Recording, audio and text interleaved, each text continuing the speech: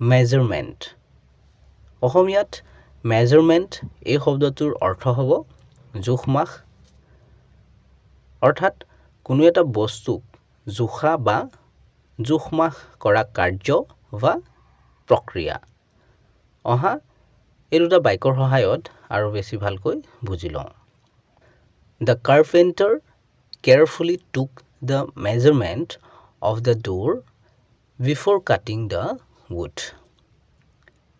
কাঠমিস্ত্ৰীয়ে কাঠ কটাৰ আগতে দুৱাৰৰ জোখটো সাৱধানে ল'লে The instrument provides accurate measurement of atmospheric conditions. এই যন্ত্ৰটোৱে বায়ুমণ্ডলৰ অৱস্থাৰ সঠিক